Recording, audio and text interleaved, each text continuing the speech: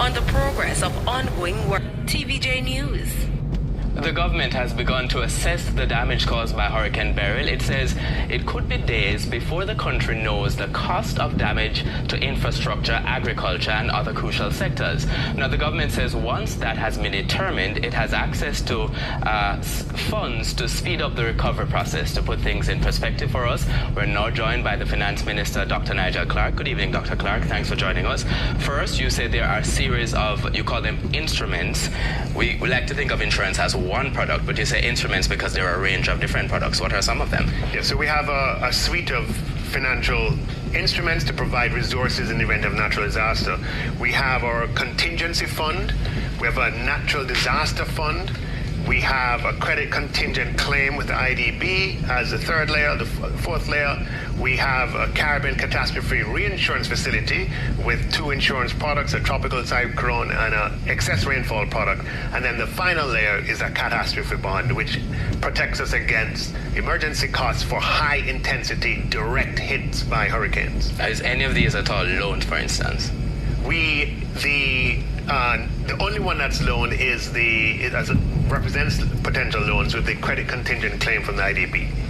Okay, understood. So different kinds of funds for different purposes, depending on the nature or extent or intensity of the hurricane or natural disaster that we're facing.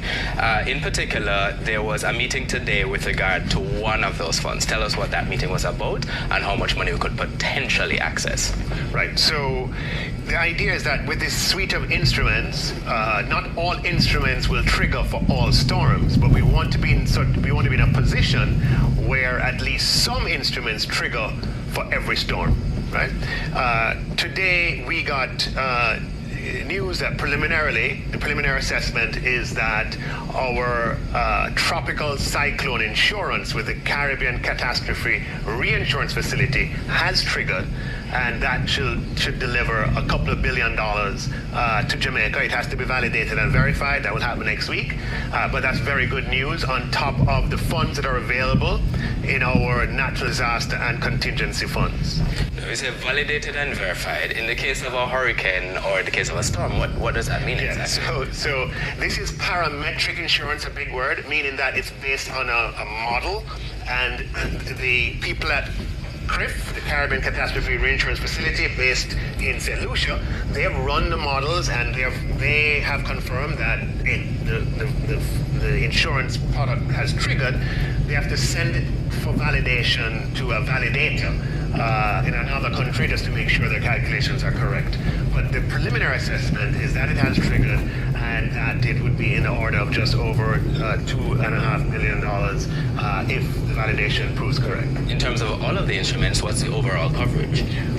Well, in terms of coverage, we have a lot of coverage. The idea that what we have practiced is a policy where we plan in advance for natural disaster. We finance the cost of recovery of emergency intervention in natural disaster beforehand, so we're not scrambling after.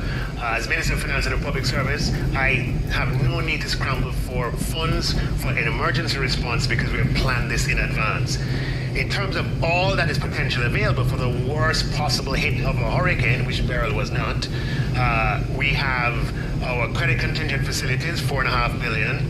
We have the credit contingent claim with IDB, which could be as high as $46 billion. We have the policies with the CRIF, which are just under $20 billion. And then we have the catastrophe bond, which is $23 billion. And right now we have a precautionary liquidity line with the IMF, which could provide us up to $140 billion. Now, we will not need that, thank God.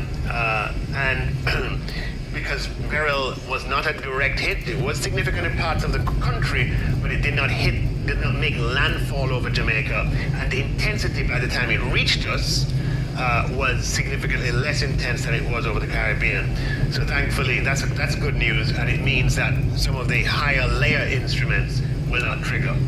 No, one understands insurance or instruments of this nature are necessary, but it's also important contextually for people to understand that there's work they have to do as well, especially in the context of climate change where there are going to be so many more intense hurricanes. What can Jamaicans do to offset what the government is doing at an individual level? What You're can I do? absolutely right. We have to exercise great personal responsibility. One of the things that we must do is to keep drains and gullies clear. We have examples of persons throwing freshly cut branches from mango trees and ackee trees into a gully, and the water backs up and the water overflows with such force that it tears walls down and it ruins households, and in some cases, causes injury to life. So exercising personal responsibility to not throw into gullies and drains big items that ought to go to the dump. Thank you so much, Minister of Finance, Dr. Nigel Clark, for sharing information in relation to this. And we will, of course, have more on this story and on the insurance